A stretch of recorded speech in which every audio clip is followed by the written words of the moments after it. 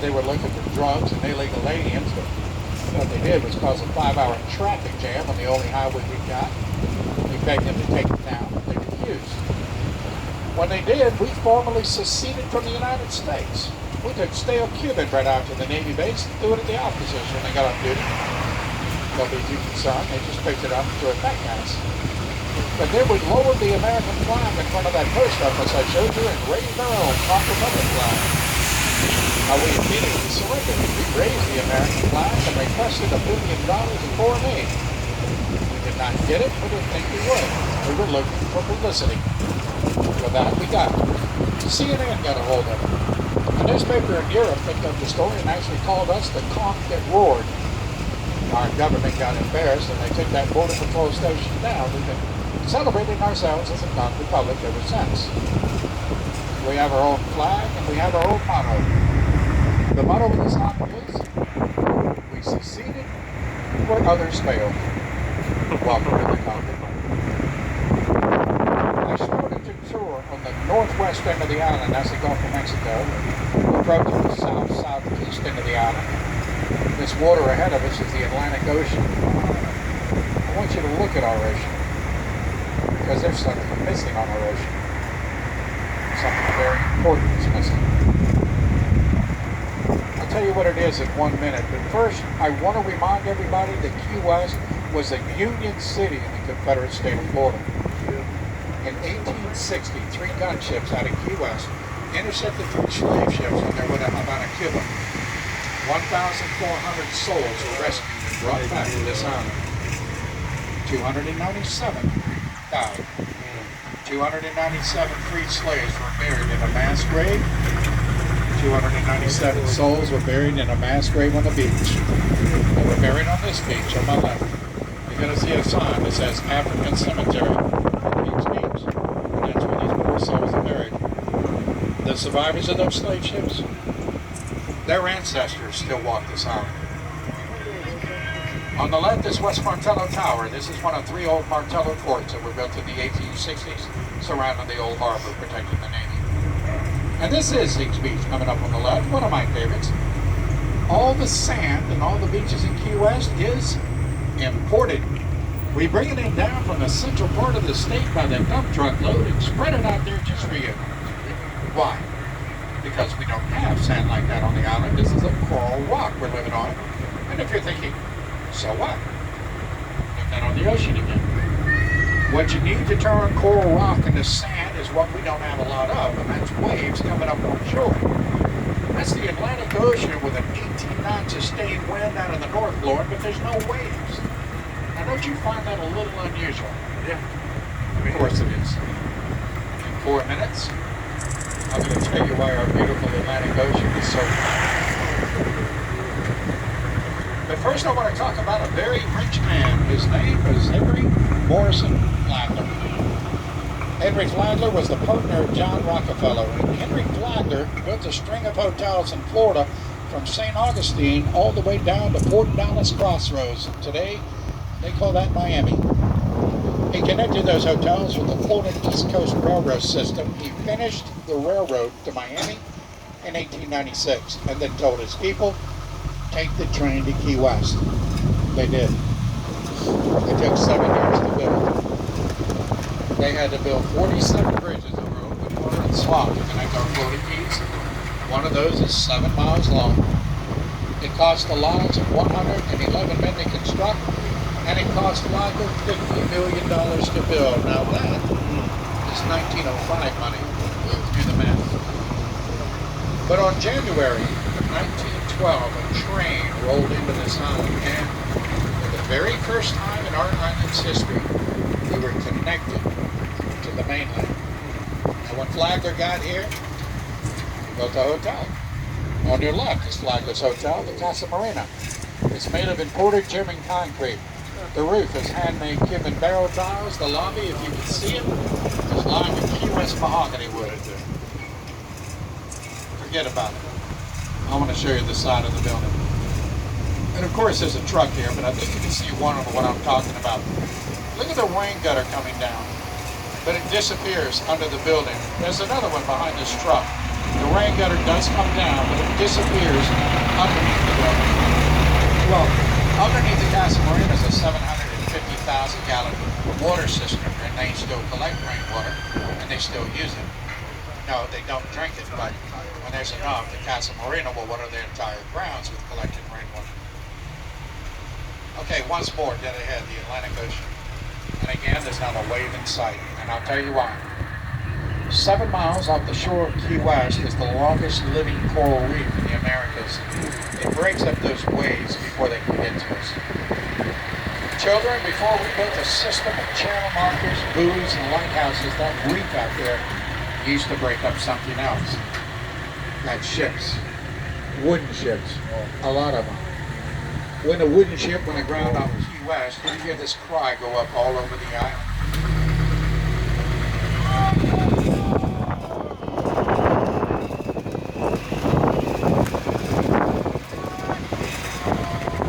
Usually right ashore,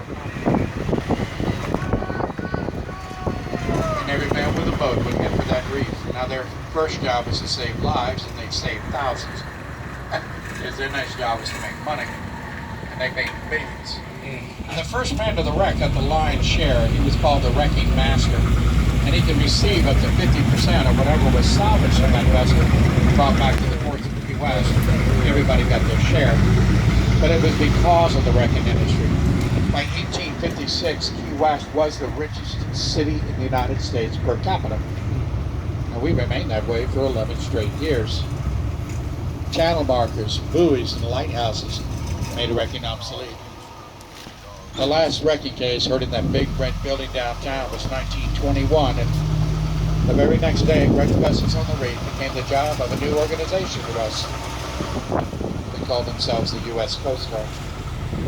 They still do. We're celebrating an anniversary, 501 years. Kids, it was in 1513 that the first European man set foot on this island. Now, of course, that was the Spanish. And when the Spanish got here, they found the same thing that you're looking at. Okay, without the houses and hotels, but the Spanish found something else. The Spanish found bones on this island. They found a lot of bones, and they were human bones. Now, indigenous Indians have been using our Florida Keys for over 3,000 years. They're called the Calusa, the Carib, the Metacumbe. I can't tell you whether the bones the Spanish found were part of a burial ground or a battleground. Nobody really can, but the only thing I can tell you is what Spain called the island. They called it Bone Island. In the Spanish language, that is Cayo Hueso, and we are still Cayo Hueso in Spanish today, Bone Island. Believe it or not, the name Key West is a very bad translation of those words in the language. Cayo does mean key or island, and somebody thought Hueso was west. It's not, but it's not. Now you can call that a corruption of sound, or the experts like to use the word transliteration. I call it a mistake. And I say to you in English, welcome to Key West. But if you spoke nothing but Spanish, I would have to say, amigos, bienvenidos a Cayo Hueso. Welcome to Bone Island. What are you going to do?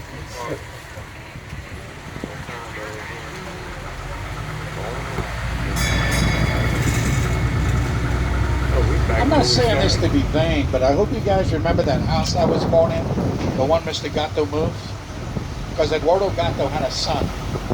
Oddly enough, his name was Eduardo Gatto Jr. And Gatto Jr. had a beautiful two-story house in Key West also, and it used to be right here on my right where the Southernmost Hotel is coming up. He owned all this land. Now later in life, Gatto Jr. didn't like the way the setting sun hit his front porch in the afternoon. So just like Papa, he picked it up, turned it around, and moved it right across the street. And ahead of us on the right, that house used to be right here facing the other way. Now the address of that house today is 1327. Children, that's the only odd number house on the even side of Duval Street to this very day. Those Gattos, they could move a home. Coming up on the left, built in 1899 by Judge Vining Harris in Southernmost House. Beautiful Queen Anne architecture. And we called this the Southernmost House for years until a woman named Thelma Strable moved to town. Now, Thelma Strable was a novelist, and she had written a book called Reef the Wild Winds about our wrecking industry. Thelma moved to Key West in 1941 and built her home 18 inches further south. And Thelma had a sense of humor. Look here on the left, her little gate. Look at the plaque she put up calling her home the southernmost house. This is Thelma's home. And this is the southernmost point in the continental United States. This marker buoy ahead of us on the left is as far south as you can get in the continental U.S. without getting your feet wet. You're 90 miles to Cuba at this point. Anybody from Texas, raise your hand. Because you're 86 miles further south than Brownsville right now. We're the southernmost contrain. Try not to have the southernmost accident at the southernmost point. Look at it, the southernmost coast. There's no southernmost picture. Southernmost point.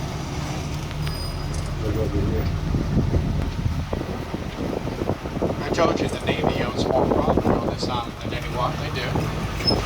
Off to the left, behind that hedge of silver buckwoods is Naval Air Station Trim and Annex. Now, that's where the jet pilots and their families live. When I get up here and you look at the gate, you might want to say, Kenny, that's a very secure looking gate for a residential area. Okay, it is. Because Naval Air Station Trim and Annex is the headquarters of the Joint Caribbean Task Force Multinational Command. It's headquarters for the Navy's Intelligence Processing Training Facility. And that's where our local SEAL detachment teaches other branches of service from all over the world how to hold their breath underwater and mine ships. I don't know what you think of the U.S. Navy, but I will tell you that those boys and girls have talent and dedication. I grew up in this Navy town, and I'm quite certain that's why I joined the U.S. Army, but that's a whole other story. The cigars. In 1831, an American named William Wall started the first cigar factory on the island. However, it wasn't until the late 1800s with the revolution in Cuba that many of the manufacturers in Cuba came to Key West and started rolling. Told in 1895 there were over 100 cigar factories on the island, large and small. And in that year alone, in 1895, they rolled over 100 million cigars on this island. Now fires, hurricanes, and labor disputes would send that industry to town. Many people came to Key West on their way to Cuba to fight in the revolution. One of those was a man named Jose Marti, a passionate speaker, a poet, and a fighter for Cuban independence. In 1895, Jose Marti was on his way from New York to Cuba to fight. He stopped in Key West to make a speech from a balcony to raise sympathy and money for the revolution. The speech is famous. The balcony he made it from is still famous to the Cuban people because this balcony to them still represents freedom. The balcony is here. It has a restaurant today called La Tida. La Tida is here on the right behind the blue umbrellas, and you'll see that. Now La Tida, well, that actually stands for La Terraza de Marti, or the balcony of Marti. This is my dream. Might be, I mean, I already came from the as I understand, the Cuban of the Key West East. Jose Marti would never see Cuba free. 15 days after that speech, he would be killed at a battle they called Dos Rios, or the Two Rivers, in the state of Santiago in Cuba. There's a big bump here when I turn, so hang on. Big bump. I want you guys to know these bumps in the road are not my fault. They're not my train's fault. Pretty sure they're not your fault. I call them the asphalt. You saw that one coming. Hey look, all three of these are suggested by my grandniece. She's really cute. She loves her Uncle Kenny. And I promised her I'd put them in the tour, but yeah, you're gonna get tortured. Alright, of course we got behind the trash truck. Got a couple more things it needs to do. Anybody have any questions so far you want to shout out? So far.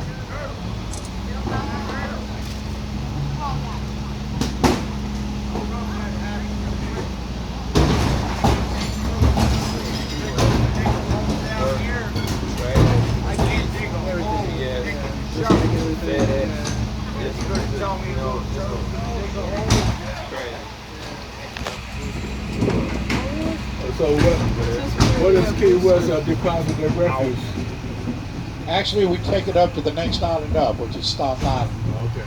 And they've got a center up there where they do most of the incinerating and separating. Why so many roosters around? It's not Are you seeing roosters? Yeah, a couple. Ma'am, have you been? Okay. Now, being considered a wild bird of the wind, they're actually protected by state and federal law. Huh. You can see those in the south.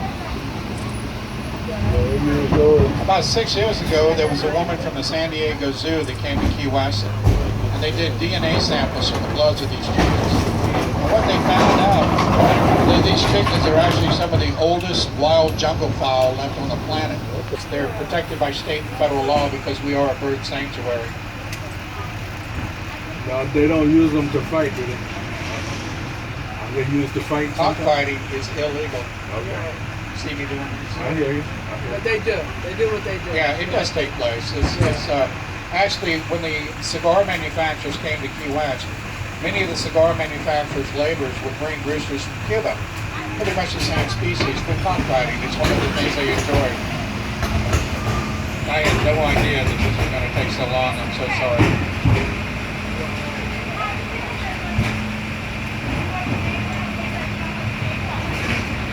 But anyway, like I said, we like the chickens running around Key West. They'll eat their weight every month in insects. That includes cockroaches. Okay. Actually, one of the favorite things our chickens love to eat. We've got these little black and red scorpions on the island. You won't see them unless you're digging around some old vegetation. The chickens love to root them out. They do it. They do quite an effective job of it. That's your ecosystem. You guys, if you're in a cruise ship, raise your hand. Unfortunately, this is for the rest of it. You guys are going to be gone. But at 4 o'clock this afternoon on Duval Street, we'll be blocking off Duval Street for our Veterans Day parade. I hope you get a chance, if you're not doing anything, to come out and block on Duval Street. I mention that because I'm one of the 2 veterans that drive the comp train, and I'll be driving for the VFW. It's always a lot of fun. Yeah. This is I can see light at the end of the tunnel just about.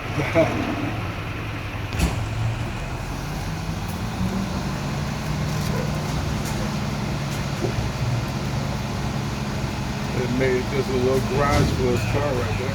Yeah. You guys have been very patient. I sure appreciate that. Hey, well, we have to be. We have no choice. But to be patient. Well, you see patient. Let me put it there. Well, thank you. The original lighthouse in Key West was built back at the southernmost point where we were in the year 1824. Now, did you see a lighthouse at the southernmost point? No. The hurricane of 1846 washed that lighthouse into the Atlantic Ocean. I hope you can appreciate the power of such a hurricane. Oh, yeah. The new lighthouse was built on higher central ground in 1847. It happens to be the one that we have today. As I turn here, it's going to be ahead of the train coming up on the left side of the road above the treetops. Now, this is still a working lighthouse until 1969. And there's somebody up there now I can see. You can actually walk the 88 steps to the top of this lighthouse. The view of the island is total. It's an absolute view. Look, I don't see my wife, so I'm going to give you a little. This is my home here on the right, number 1007. All right.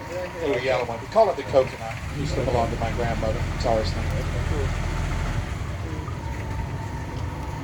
But look at the beautiful Key West Lighthouse. 188 steps up. 88. Oh, 88 80. spiral steps. It's not an easy climb, but I think it's worth every step. You can see the entire island from up there. Ernest Hemingway. Ernest Hemingway and his second wife, Pauline, moved into Key West full time in 1931 and lived here as a couple for almost 10 years. The Hemingway house is coming up on the right-hand side behind the red brick wall. Now, this home was built by a man named Isha Chift, a record captain. I don't know if you've ever heard of Chift College or Tifton, Georgia. It's the same family. When the Hemingways moved into this house, they put in the first below-ground pool on the island behind it. The pool they built literally cost more money to build than the original home. But it was about a century apart. I will pass that house going the other way. certainly going to talk more about it. One of my favorite people in the history of Key West is a man named Sandy Cornish. Now, Sandy Cornish was born a slave, but bought his way to freedom in Maryland in 1850, making his way to Key West, becoming one of the most prominent businessmen on the island. To celebrate the end of the American Civil War, in 1865, Sandy built the first African-American church on the island. Now, today, this is considered the oldest active church. There were many older, but they were destroyed by fire and hurricanes. Sandy's AME Zion Church is coming up on the left. I want you to look at the stained glass above those front doors. Sandy and his wife called that the Eye of God. Now, Sandy was a fascinating man. I've read his book. His handwritten will is still in the archives of Key West. You may enjoy this. In his will, Sandy demanded that the front doors of that church, and this is a quote, never be closed. Well, what the heck, they're closed right now. But walk up those steps. If you do, you'll discover the front doors of that church are built without locks. The front doors of that church cannot be locked. They are never locked. So in other words, 24 hours a day, 7 days a week, the doors of that church are never closed. Now there is a little chain at the bottom of the steps they put up at night that says, please do not enter. But there's nothing to stop you. I've always loved that. I've lived here all of my life. I've never read, heard, or seen that church defiled in any way, inside or out. Well, I like to think that's the way Key West works. Key West is the county seat for Monroe County. It is the longest county in the state of Florida. It encompasses all the Florida Keys. Coming up on the left, these are our county municipal buildings. It includes the beautiful clock tower of the Monroe County Courthouse, built in 1890. Now, this is the second courthouse built. The first one was destroyed in that great 1886 fire. But I want to show you my favorite tree on the island. Coming up on the left, behind the end of the rainbow sign. I want you to look at the beautiful kapok tree. I love trees. There's only 7 of these big kapoks left on the island. You may never see another one like it as long as you live. That tree is important to our history. That tree only flowers once every 7 to 10 years. It's never the same. But when it does, it'll grow a pod the size of my fist. Wow. Inside these pods is a very buoyant white material that we call silk cotton. It's kind of what it looks like. The wreckers used to harvest those pods. They would strip the silk cotton out. They sewed it into canvas, then they used them as flotation devices on the reef. They work very well. I know 3 local women that still use the seed of the kapok to make soap. It's a very oily seed, very much like a cotton seed. I used to render the oil out of that and make soap. My grandmother happened to do that. Just be very glad you're here when that kapok tree is not in flower, because they are very pretty flowers to look at, but the flower of the kapok smells like rotting garbage.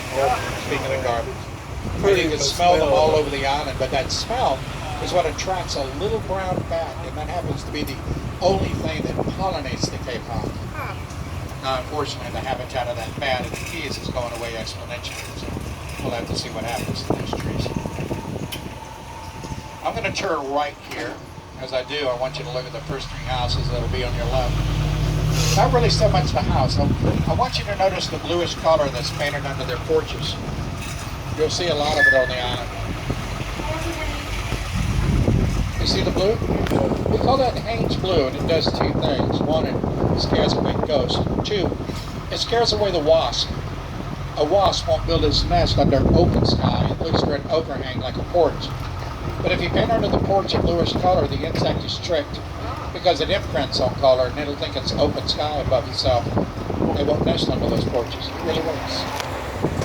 The oldest non-Roman Catholic church in Florida is ahead of us in the right corner. It's the beautiful St. Paul's Episcopal Church. This church property goes back to 1834. I'm not a member, but Father Larry is one of my dearest friends. If you ever get a chance, go inside Larry's church and look up. If you do, you'll notice the high vaulted ceiling looks like an upside-down ship. Kids, that church was built by ship's carpenters who had no clue how to build a high vaulted ceiling. But they knew how to build a big boat, upside down, hoisted over the place, and that's what they did.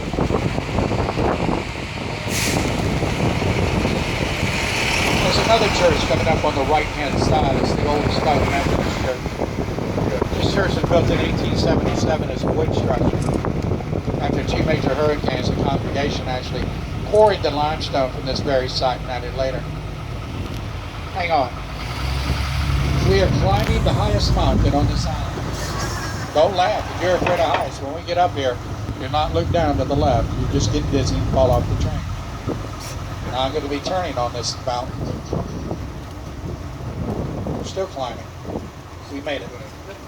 This is Solaris Hill. 18 inches. 18 feet and 6 inches above sea level, I'm sorry. This is our highest natural point, and we're on top of it right now. It's actually one long ridge. You can see that ahead of us we're actually going on the tallest ridge on the island, but they call that one little incline we just went up to, they call that Solaris Hill. And they do consider it the highest natural point. Look at this house ahead of us across the street on the right corner. Look how the roof comes down and shades the top floor of that home. See that?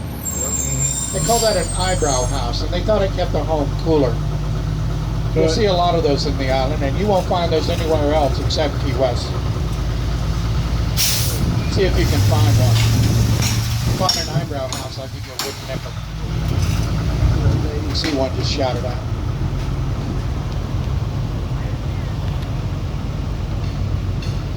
In 1856, Key West was the richest city in the United States per capita.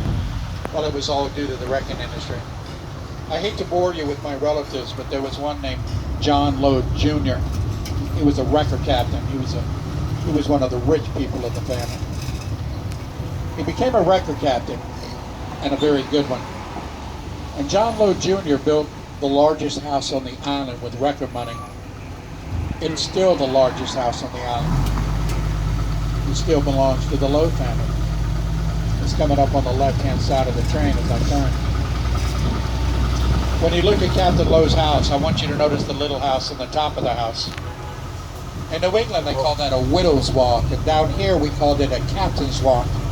A wrecker captain would use such a platform to get a jump on his competitors.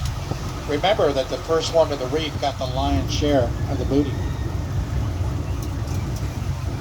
Anybody notice that Captain Lowe's house was a 3-story eyebrow house?